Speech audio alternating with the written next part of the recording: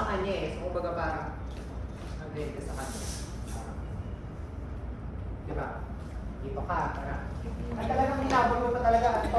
Oo, syempre, manchad ako eh. Ikaw. Ikaw. So, dapat ikaw, nandito ka na. So, kumbaga parang tago ka na kay, ano. So, parang, try mo siyang, try mo. Nasa iyo pa rin, parang. Alam mo yung hawak mo pa din, pero. Ganon. Ikaw, tapos ikaw, ano to, parang. At ikaw bata ko, wow. Diba? At ikaw bata ka. Tingin mo sa kanya. Tingin mo sa kanya. Kaya. Yun muna tayo. Try natin. Pick up dun sa nanay ko muna yung magnanakaw. Ano muna? Pagkakas natin dito. Magnanakaw.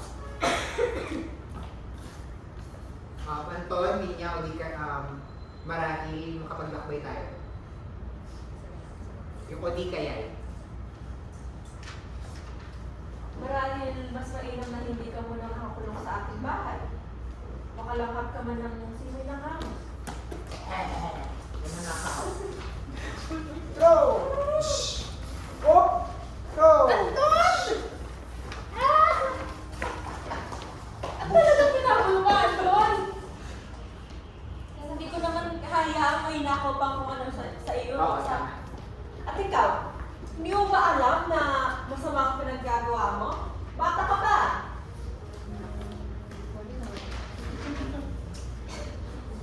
Sinabihan lang po ako. Naniwala po kayo. Ang sabi mo sa akin ay, bibigyan ako ng matitirahan kapag binakuha ako mga mamahalin dito sa tapat ng simbahan. Huwag niyo po ako masumbok. Naawa po kayo. Ay, bata ka. Nasaan ba ang iyong mga magulang, ha? Sila ba ang nagturo sa'yo ng ganito? Pagkat maaari ko rin silang pahatulan. Wala na po ako mga magulang. Napangakuhan na lang ako ng mga tao sa tabi-tabi ng matutuluyan. Kapag binakuha po ako dito.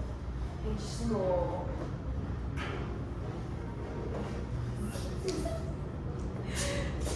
Imbes na pera, nais mo ba rin ba ang matitirahan? Mukhang hindi para sa'yo managsaman. Mukhang may nais ang binibining ang huli ng bata. Ano ba ang iyong pangalan? Adelsa po. Adelsa po pangalan ko. Totoo mo ba? Gusto niyo po ako ang tumay?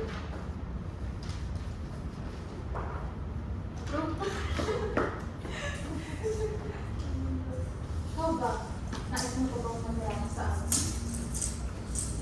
Patutuin mo na natin.